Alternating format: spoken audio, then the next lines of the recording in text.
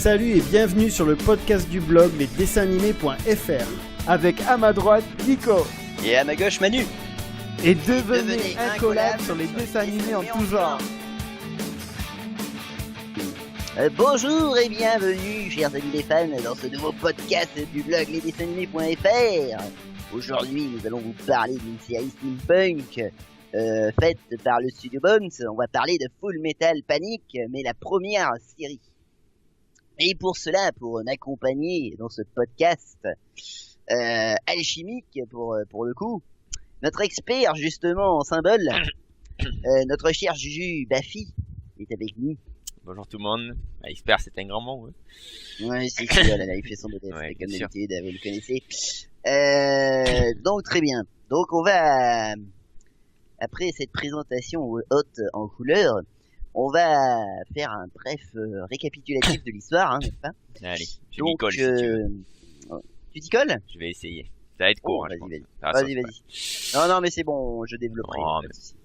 Bah déjà, on est dans un univers où l'alchimie règne. C'est un genre de grande science, quoi, en gros. Tout à fait, ouais. Où deux frères, Edouard et Alphonse, vont parcourir le monde pour aller chercher une pierre philosophique. Pourquoi? Philosophique. Excusez-moi. Oui, philosophique. Et autre chose. Oui, c'est sûr. Dans le but, en fait, parce qu'ils ont voulu sauver leur mère, parce qu'ils ont perdu leurs deux parents. Voilà, tout à fait. Et ils ont voulu faire l'interdit, c'est-à-dire ressusciter leur mère, ce qui est formellement interdit. Ouais, et le problème, ils vont payer le prix fort, c'est-à-dire que un des frères, c'est Alphonse, je crois, qui va être transformé en fait, il n'y aura plus de corps, ce sera un robot.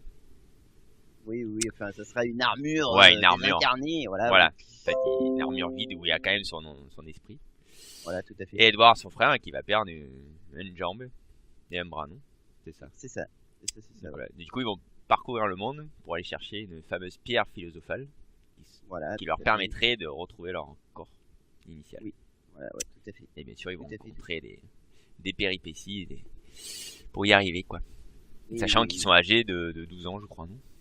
Oui, ils sont très jeunes. Oui, ça doit être ça, ouais. Ouais, il y en a un qui doit avoir 13 et l'autre qui doit avoir 12 ans, ouais.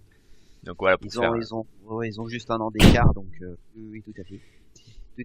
Après, ils sont, voilà, le frère Edouard, je crois, est beaucoup plus doué que son frère Alphonse pour la chimie, quoi. Oui, tout à fait. Très fort, mais bon, malgré ça. Oui, tout à fait. Donc le vrai héros reste quand même Edouard. Ouais. Voilà.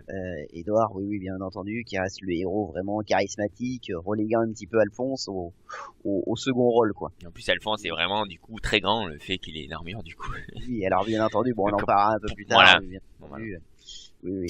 Donc bien sûr, justement l'histoire en fait nous plonge comme tu le disais dans un monde où en fait l'alchimie quelque part est un peu la forme de magie de ce monde-là. Mais en fait d'ailleurs tous les épisodes s'ouvrent sur cette maxime, c'est-à-dire que rien ne se crée, rien ne se perd, tout se transforme en fait. La fameuse citation de Lavoisier, bien entendu, hein, pour les experts en physique-chimie. Et en fait, donc justement, nos deux héros, comme tu le disais si bien, vont braver l'interdit, c'est-à-dire essayer de ressusciter une personne en fait. Ce qui est une expérience formellement interdite. Interdite et difficile à faire. Et très très difficile à faire, tout à fait. Et donc, bien entendu, en sacrifiant leur corps justement pour ressusciter leur mère qui venait de mourir de maladie, ils vont être en fait cet élément perturbateur là va aussi leur permettre en fait de se faire remarquer en fait par l'armée, parce qu'en fait il faut savoir que Edouard en fait va devenir après toutes ces péripéties que tu viens de résumer un alchimiste d'État. Oui, c'est ça, oui. Et qu'en fait quand on est alchimiste d'État, on est sous couvert de l'armée en fait. Donc en fait deux choix se mettent devant nous, c'est-à-dire ou bosser pour l'armée et faire on va dire le sale boulot, ou aller enquêter sur des faits un peu on va dire surnaturels, ou enfin reliés à l'alchimie. Relié à l'alchimie, ce qui va permettre justement, et c'est ça qui est intéressant. Mais parce que tout le monde ne sait pas que ça existe, l'alchimie. C'est ça, je crois. Si, l'alchimie est quand même... Oui, non, mais parce qu'il y a un moment, il y a un mec qui s'en sert pour faire croire que c'est un dieu, machin, alors qu'il est dans... Oui, tout à fait, mais ça se passe dans un autre pays, ça. Oui, donc voilà, donc tout le monde ne le sait pas, c'est ce que je dis.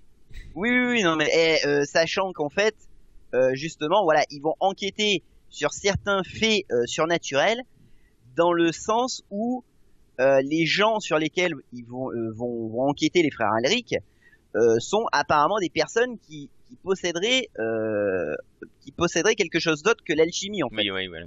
C'est-à-dire de la vraie magie, c'est-à-dire quelque chose qui ne demande pas de compensation à côté, si tu veux. Oui, c'est vrai. Donc, bien entendu, on peut parler justement de la première histoire de nos deux frangins, c'est-à-dire qu'ils vont être amenés à aller dans le pays voisin pour enquêter en fait sur un soi-disant prophète religieux. Voilà. Qui peut tout créer, qui peut tout exaucer, qui peut faire des miracles et tout ça. Et en fait, on va découvrir justement suite à l'enquête de nos deux frérots que ce mec-là en fait c'est juste un alchimiste, ouais. Mais qu'en fait il possède en fait un ersatz de cette fameuse pierre philosophale que cherchent les frères. Et voilà, Édouard et Alphonse, quoi.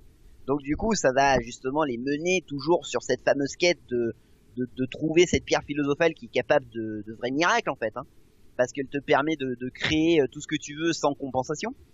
C'est ce qui est dit, quoi, dans la légende, on va dire, justement, dans la fameuse légende urbaine de la pierre philosophale.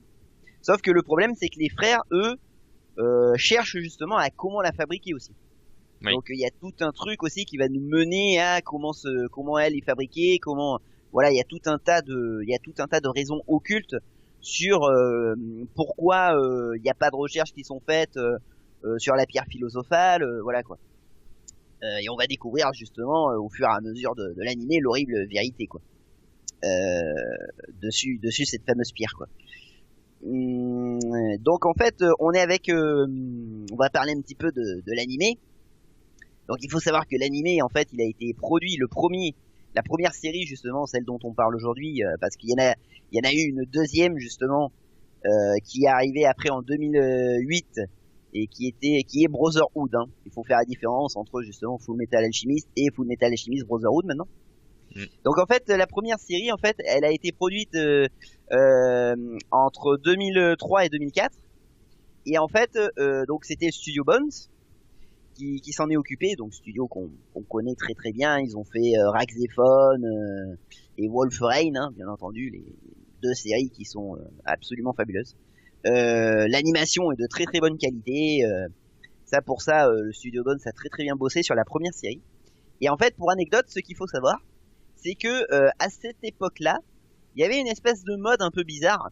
C'est qu'en fait, les studios de production d'animation s'amusaient en fait à acheter en fait les licences de manga, mais en fait ils achetaient les licences de manga en cours, et donc le souci qu'il y avait la plupart du temps, c'est que comme l'auteur n'avait pas fini son manga, en fait il s'amusait en fait au bout d'un moment, quand il rattrapait le manga, à faire une digression au niveau de l'histoire et à changer, à respecter quand même les grandes lignes, mais en fait à complètement inventer, si tu veux, une nouvelle fin, quoi, ou une nouvelle suite, voilà, jusqu'à une nouvelle fin, quoi, en fait.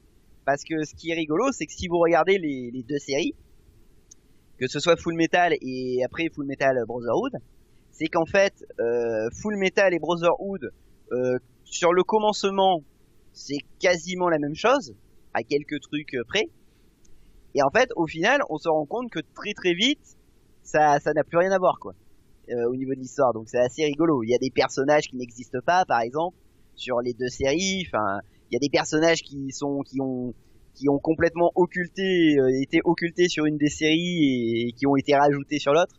Enfin, c'est assez rigolo. Et ils avaient fait ça. Bon, après, c'est pas les seuls. Ils avaient fait ça sur énormément de franchises. Je me souviens par exemple de Kyo, la série Kyo, par exemple, où ils avaient fait ça aussi. Le manga était en cours, et ils ont fait 26 épisodes pour faire 26 épisodes, quoi. Même s'ils avaient bouffé d'ailleurs l'histoire, quoi. Donc c'était assez rigolo. C'était une époque assez curieuse d'ailleurs, hein. Là pour le coup, j'ai pas vraiment d'explication à ce phénomène-là, cette époque-là. Ça a pas duré, heureusement pour nous, et heureusement pour la qualité des récits des mangaka, quoi. Ça a pas beaucoup duré, heureusement, et Et justement, d'après moi, je pense que c'était encore une histoire de gros sous, comme on peut le voir aujourd'hui, où les studios d'animation ils font 13 épisodes et puis point barre quoi, ils prennent pas plus de risques que ça. Sur le coup, donc série produite par le studio Bones. À la réalisation, nous retrouvons Mizushima Seiji, qui a bossé sur Shaman King, sur Generator Goal et sur Die Guard. Rien que ça. Vraiment du sympa pour Shaman King en tout cas. Oui. Au scénario, justement, nous retrouvons Aikawa Sho, qui a bossé sur Neoranga et Nadeshiko. Au Kara Design, nous retrouvons Ito Yoshiyuki, qui a été le directeur d'animation sur le film Cowboy Bebop. Rien que ça. Donc il y a quand même un bon petit staff, hein. C'est ça. Au Mecha Design, on retrouve Aramaki Shinji. C'est quand même le monsieur qui a bossé sur Bubblegum Crisis à l'époque. Oui. Donc vraiment Bubblegum Crisis, très très bonne série. D'ailleurs, on fera sûrement un podcast parce que c'est vraiment une série cyberpunk qu'il faut connaître quoi. De l'époque. Ouais. Et il a été secondé par Ishigaki Junya, qui a bossé sur Gundam Wing Escaflowne. Donc c'est lui justement qui a créé les Game LF, les fameux Game LF. Et Angelique Leyers, voilà. Au niveau du mecha design, c'est plutôt coquet. Et ensuite, au niveau des musiques, nous avons deux personnes en fait. Pour les musiques de Fullmetal Alchemist, qui sont d'ailleurs très très jolies aussi. D'ailleurs, opening faite par le fabuleux groupe L'Arc-en-Ciel. Donc nous avons pour les musiques Mitsuma Masafumi, qui a fait les musiques de Stelvia. Et nous avons Oshima Michiru, qui lui a fait The Weathering Continent et Queen Esmeraldas. Voilà. Un petit Leiji Matsumoto là dans le CV, ça fait toujours plaisir. Bon, sur ce, en fait, on va parler un petit peu après, justement, ce qui est intéressant en fait dans Fullmetal Alchemist, c'est cet univers un peu steampunk qu'il y a. Parce que là, pour le coup, ce qui était vraiment intéressant avec cette série-là, c'est que c'était une des premières œuvres steampunk à avoir un tel succès, quoi, une telle aura, quoi. Fullmetal Alchemist, ça a été vraiment un gros ça a été quand même en France en tout cas, ça a été un gros succès. Je crois qu'ils étaient en 3e position derrière One Piece et Naruto à la grande époque quoi. Donc c'était vraiment pas rien quoi. Toi Juju par exemple, est-ce que tu l'as ressenti ce côté un peu steampunk dans comment tu l'as ressenti toi ce côté steampunk dans Fullmetal justement? Bon, je sais pas trop, mais écoute. Non, tu sais pas trop? Non. Il y a vraiment, justement, on est vraiment dans Fullmetal, on est vraiment plongé déjà dans une espèce d'univers, justement, comme l'affectionne le steampunk, c'est-à-dire post 19e.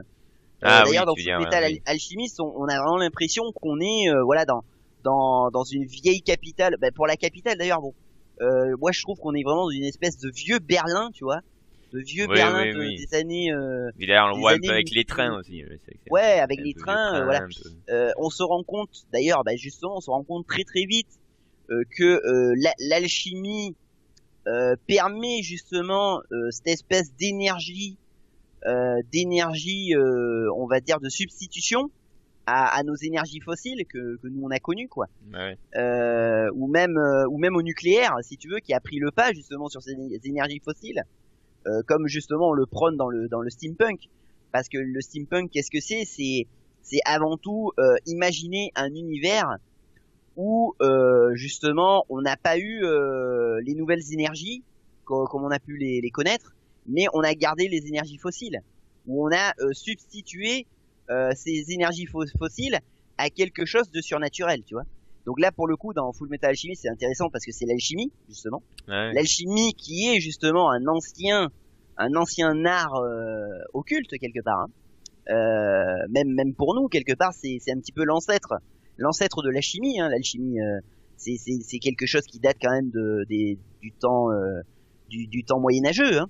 Donc il faut quand même se rappeler ça, quoi. Justement, il y a quelques clins d'œil dans la série qui sont assez intéressants parce que justement la pierre philosophale, bien entendu, est aussi une légende de l'alchimie, de la vraie alchimie. Par exemple, le père des deux frères Elric, Owenheim, son nom justement viendrait d'un vrai alchimiste qui aurait vécu, tout comme d'ailleurs Nicolas Flamel, le fameux alchimiste qui aurait transformé le plomb en or. Oui. Owenheim justement, le guérisseur, aurait été un alchimiste justement suisse qui aurait vraiment existé apparemment, et qui était capable de miracles de guérison justement.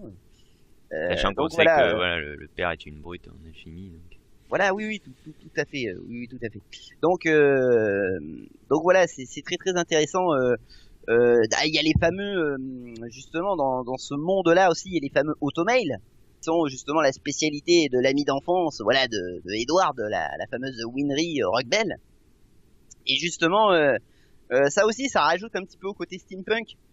C'est-à-dire que ils ont déjà en fait des prothèses, ils ont déjà des prothèses vraiment de qualité pour remplacer les membres perdus et tout ça. Donc ça aussi, c'est assez rigolo dans ce monde-là. Donc pour le coup, voilà, on suit aussi donc justement les deux frères Elric, justement, qui sont un duo assez attachant, parce que justement on a Alphonse et Édouard, et justement les deux sont assez atypiques, parce qu'il y en a un qui est une pile électrique, qui est hyper actif, super motivé, très dynamique, quoi. Et l'autre voilà, ouais, c'est ça. Et donc après on a Alphonse, justement, qui en plus ce pauvre Alphonse, il a été enfermé dans une armure qui en fait une espèce de Golgoth. Oui, alors que c'est tout l'inverse, quoi.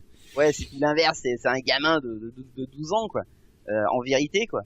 Et justement, donc il est enfermé, donc son âme est enfermée dans cette espèce d'armure qui le fait passer pour un Golgoth et tout ça, complètement terrifiant en plus. Donc c'est ça qui est assez rigolo. Surtout que le personnage, il est tout timide.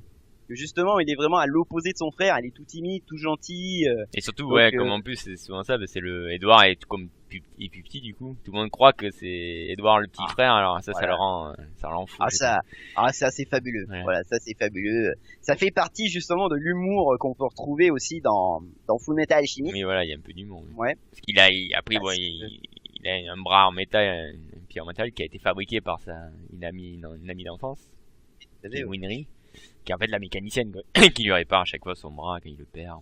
Ça, oui, parce qu'alors ils vont le casser, ouais. Ah bah oui. Ils vont le casser des innombrables fois, voilà.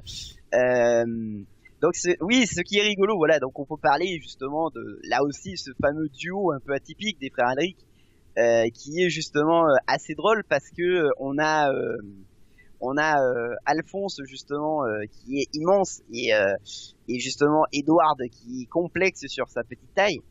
Et le problème, c'est que justement, quand tu passes l'examen d'alchimiste d'état, à la fin, en fait, on te donne un surnom. D'où le fameux titre de notre série, Fullmetal Alchemist, qui est en fait le surnom d'Edward, qui veut dire l'alchimiste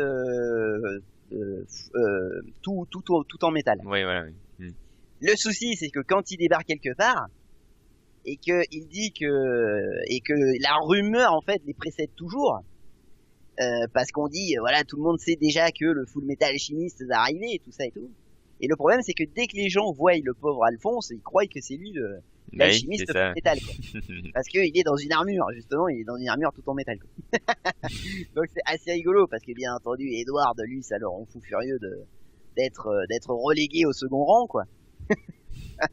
Donc c'est assez marrant, quoi. Donc il y a plein de petites touches comiques comme ça dans Fullmetal Alchemist qui sont assez rigolotes.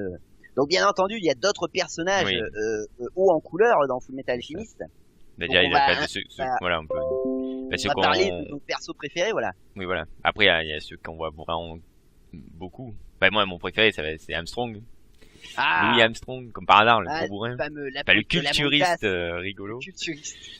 Il y a le pareil chez les filles, je crois. Il y a Olivia Armstrong aussi, non? Je crois aussi. Oui, aussi. Qui apparaîtra dans Brotherhood, justement. Ah voilà, Brotherhood. La fameuse sœur, oui. Après... Justement, voilà, pour parler des deux différences entre les séries, par exemple, c'est que la sœur justement d'Armstrong n'apparaît pas du tout dans la première série. Voilà, c'est ça. Ce qui est dommage, hein. Après, celui qu'on voit souvent, c'est Roy Mustang, le chef d'Edward. Ah, voilà, Roy Mustang. Une brute, quoi, aussi, c'est une brutasse, quoi. Ah, magnifique, l'alchimiste de feu. De feu, ouais. Voilà. De feu, ouais. Ah, putain, le fameux alchimiste de feu qui sera le supérieur, justement, direct de Alphonse et Edward, justement. C'est ce qu'on voit souvent. Après, qu'on voit bien, c'est Scar aussi. Ah, voilà, personnage, voilà, un des personnages mythiques. Voilà. Lui est là pour se venger de son peuple, parce qu'il a été massacré par l'armée. Lui, c'est l'anti-alchimiste, quoi. L'anti-alchimiste, voilà, il est là pour se venger des alchimistes d'État, voilà, qui ont ruiné son pays, quoi. Voilà, il y a tout un tas de choses. Après, voilà, perso préféré, moi, ouais, c'est Jean-Louis Armstrong, Alex Louis Armstrong. Ok, ouais, c'est pas mal. Parce qu'il est bien rigolo, ça fait presque le cultueuse gay, c'est ça qui est rigolo aussi. Donc. Moi j'aime bien. Alors moi mon personnage préféré ça reste quand même Roy Mustang, oui, c'est... le fameux alchimiste de feu qui est magnifiquement doublé dans la version FR par Martial Leminou qui donc justement double Léolio et Richard Aldana dans la semaine. Voilà donc ouais. Après j'aime beaucoup dans les méchants. Oui, ce qu'elle a dit. J'aime beaucoup certains des homonculus. Voilà. Ouais. Bah, les homonculus d'ailleurs qui sont les 7 péchés capitaux. Voilà, j'adore. Mais je crois que c'est pas les mêmes dans Brotherhood, non? Ouais, tout à fait. Ils ont là aussi. Parce que homonculus, c'est plus la première. Ouais, tout à fait. En fait, dans ça la varie. Première série, ça varie. Dans la première série, ils ont remplacé Wars. Ils ont remplacé Slot. Ouais. Voilà, donc vous retrouverez justement au niveau des homonculus, vous ne retrouverez pas les mêmes. Je crois que j'aimais bien, si je me souviens, Gluttony, que j'aimais bien, la gourmandise. Ah, avec Gluttony, voilà, ouais, justement. Ah, ouais, donc c'est péché capitaux, donc c'est assez sympa, quoi.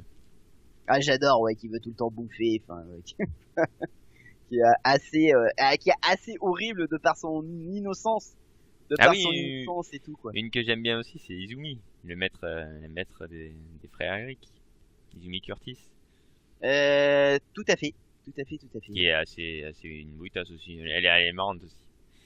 Moi, j'aime bien Lust, justement, dans les homonculus. J'aime bien Lust et j'aime bien Greed aussi. Le fameux Greed, qui fera parler de lui quand ils iront dans le fameux laboratoire, secret. D'ailleurs, pour revenir sur la maître des frères Henry, qui est Izumi, elle a essayé aussi de faire une transmutation humaine, qu'elle a pas réussi non plus. Sachant qu'elle était une grande maître d'alchimie. Elle a payé le prix aussi, du coup. Et je crois qu'elle a perdu ses organes. Elle a perdu son système, elle crache du sang souvent, en fait, voilà. Oui, elle a perdu certains organes de son système digestif, ouais. C'est pour ça qu'elle avait dit, je crois, ne le faites jamais, et finalement, ils l'ont pas écouté, quoi. D'ailleurs, l'origine, c'est ça qui est intéressant aussi au niveau des deux séries. Et d'ailleurs, il y a des bonnes petites inventions.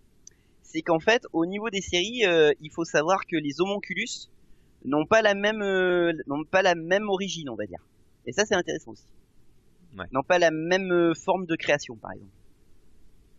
Ça aussi, ça vous changera aussi un petit peu au niveau du scénario. Vous verrez que d'ailleurs, ça change du tout au tout, quoi, hein, entre les deux séries. Bon, ben très bien pour les fameux. Voilà. Les fameux personnages préférés. Après, le père, on va pas trop en parler parce que on a fait le tour. Ah non, le père, on va pas trop en parler. Il a créé de beaucoup de choses. Voilà, on vous laisse regarder le manga pour la père. Mais le père, c'est pareil pour les deux, je crois, pour les deux séries. C'est le père un peu. Oui, c'est à peu près pareil. Il y a quand même des différences. On vous laissera découvrir le père. Et voilà, on vous laissera découvrir Hohenheim. Voilà. C'est une brute. Le seul truc qu'on peut dire, c'est qu'il, lui, n'est pas obligé d'activer ses mains pour faire de l'alchimie. Contrairement aux autres. Ah bah oui, c'est encore pire que ça. C'est encore pire que ça, oui. Voilà, c'est papa. C'est papa, oui. Et oui, donc justement c'est ça qui est intéressant, je dirais, dans justement Full Metal Alchemist, c'est qu'en fait on est plongé en fait justement tout le long en fait de la première série en fait, hein, dans une espèce de buddy movie en fait. Où en fait on suit un petit peu les pérégrinations des frères Elric, qui vont toujours être amenés à faire des enquêtes un petit peu alors t'as toujours un petit peu cette espèce de structure à la Colombo, où en fait ils vont enquêter, mais en fait nous, si tu veux, en tant que spectateur, on sait déjà qui est le gros méchant. Oui. et en fait ce qui va être intéressant en fait, c'est de savoir comment les frères Elric vont se choper. Et après, quelle utilisation de l'alchimie ils vont faire en fait. Bah, c'est ça. Parce que c'est ça qui est génial avec l'alchimie. On va parler un petit peu de leur pouvoir. Mais voilà. C'est qu'en fait, ce qui est génial, c'est que ils sont bridés, si vous voulez, que par leur imagination, quoi. Oui, mais en fait, ça me fait penser, ça me fait penser à Green Lantern, en fait. C'est un peu ça. Alors, oui, la bague, oui, c'est leur Green Lantern imagination dans le sens. Voilà, si t'as une grosse imagination, tu peux devenir monstrueux. Tout à fait. Alors que là, ce qui est intéressant après dans les frères Aldrich, c'est qu'en effet, ils ont une espèce de pouvoir de création, mais toujours, bien entendu, en se servant de ceux qui les entourent. Et par exemple, ils vont transformer, je sais pas, un toit de, un wagon de train en canon à un moment donné, ou ils vont faire une espèce de téléphone. Ouais. Ah, j'avais adoré le téléphone qui a la gueule de Edouard en plus, pour communiquer avec les mecs. Avec des terroristes à un moment donné, donc ça c'est assez rigolo. Ils peuvent aussi, justement, c'est ça qui est intéressant, c'est qu'ils peuvent aussi altérer l'état des éléments. C'est-à-dire que l'eau, à un moment donné, ils vont pouvoir la faire geler, ils vont pouvoir la faire évaporer. Par exemple, Armstrong, ce qui est fabuleux dans sa technique, c'est qu'il est capable de modeler la Terre en pic. Bah voilà. Je sais pas si tu t'en rappelles. Mais oui, je me rappelle. Oui, voilà, mais chacun a un élément, quoi. De modeler la Terre en pic, et après, il est capable de remplir en fait certaines de ces pics avec de la haute pression pour les faire exploser, pour les lancer et les faire exploser, quoi, comme des obus, quoi. Donc ça c'est fabuleux, oui, quoi. C'est l'homme tank. Il y a vraiment des, il y a vraiment des alchimistes qui sont vraiment à fond dans leur technique. Mais voilà, oui. On va dire que presque que Roy Mustang, lui, bon, alchimiste de feu, il se fait presque pas trop chier par rapport à ses camarades, quoi. Il fait juste des brasiers de feu, puis on va voir. Alors que vraiment, Alphonse et Edward, ce qui est assez intéressant, c'est qu'il y a toujours une inventivité, quoi. Mais voilà, oui. Ils vont transformer un mur, ils vont faire apparaître une porte, par exemple. Et peut-être le fait qu'ils soient enfants, ils ont plus d'inventivité que les adultes. Ah, peut-être. Mais c'est surtout qu'ils ont eu un bon mentor aussi. Oui. On peut dire aussi. Mais... Parce que c'est pareil, on se rend vite compte d'ailleurs que la plupart du temps, en fait, ils vont modeler quelque chose, ils vont lui donner une autre forme. La plupart du temps, c'est vraiment ça qui caractérise l'alchimie des frères Aldrich. Ben. Donc ouais, c'est vraiment fabuleux. C'est vraiment fabuleux pour ça, Full Metal Alchemist. Voilà, c'est vraiment une série qui est super intéressante, voilà, qui est très bien animée par le studio Bones, qui va vous plonger dans un univers vraiment steampunk. Si vous aimez ça, vraiment, ça reste une des œuvres pour moi dans le steampunk qu'il faut voir, quoi. On passe par toute une palette d'émotions de toute manière. Hein. Il y a 51 épisodes sur la première série, mais il n'y a que 51. Ouais. Ah non, il y avait pas plus que ça. Ça se regarde vite. Ouais, ça se regarde très vite. Et l'autre, il y en a combien? L'autre, il y en a un petit peu plus. Mais on fera Brotherhood, bien entendu. Il faut que je regarde, mais j'ai pas vu. On va le garder pour je regarde. tard. Non, disons pas trop sur Brotherhood. Donc justement, les deux séries, vraiment pour le coup, c'est bien parce que finalement, on va dire que l'auteur de la série, justement, on n'a pas trop voulu, Hiromu Arakawa, elle en a pas trop voulu au Studio Bones parce que justement, c'est le Studio Bones qui s'occupera de Brotherhood à côté. Bah, ils ont fait une belle fin, c'est quand même une bonne série la première. Pour ceux qui n'ont pas lu le manga, c'est quand même ça va, ils ont fait une fin. Donc oui, les deux séries franchement valent le coup d'être vues. Ça on peut le dire. On peut vraiment regarder l'une et l'autre, justement. On aura l'occasion de découvrir deux histoires. C'est ça qui est assez rigolo, c'est qu'on aura l'occasion de découvrir deux histoires complètement plus ou moins différentes et tout aussi intéressantes. Voilà. Sachant qu'on voit, en fait, le truc, c'est que Brotherhood respecte vraiment à la lettre, finalement, le manga de Hiromu Arakawa, quoi. Donc c'est vraiment fabuleux, quoi. Et le manga, c'est fini. Oui, c'est terminé. Le manga est fini depuis un bon petit moment maintenant. Donc voilà. Vous pouvez savoir si ils ont réussi à se redevenir humains. C'est pour ça, justement, d'ailleurs, c'est pour ça qu'ils ont fait Brotherhood, d'ailleurs. Voilà. Parce que le manga allait se finir et que ils pourraient, justement, être vraiment raccord avec le manga, quoi. Donc voilà. Après, vous pouvez l'avoir sur Netflix, je crois. Il est sur Netflix. Brotherhood. Ah, tout à fait. Je sais pas s'il y a pas les deux. Non, c'est que Brotherhood. Bah, s'il y a les deux, c'est bien. Franchement, écoutez, s'il y a les deux, c'est très très très bien. Bon, sur le coup, sur ce, nous allons vous laisser, chers animés fans. Nous allons vous laisser regarder le colosse tendre et le nabo acariâtre avec Full Metal Alchemist. N'hésitez pas vraiment à découvrir cette série phare, chez vous, tranquillou à la maison, n'est-ce pas? Sur ce, je vais te laisser, mon cher Juju Bafi. Ben merci à vous aussi. Puis on se revoit bientôt. Puis ceux qui veulent nous voir, on sera sur Nîmes ce week-end. Oui, tout à fait. Ah bah on va faire un peu de promo. Oui, voilà, bah oui, la promo. Nous couvrirons la Manganime justement qui se tient le week-end prochain. Donc attendez-vous justement à des petits bonus, des interviews et tout un tas d'autres trucs sur le site justement la semaine qui suivra justement cette fameuse convention. Et voilà, c'était très très bien d'en parler justement. Mais c'est normal. Nous serons là. Voilà. Allez, voilà, bye bye sur tout le monde. ce, on vous laisse. Bye bye.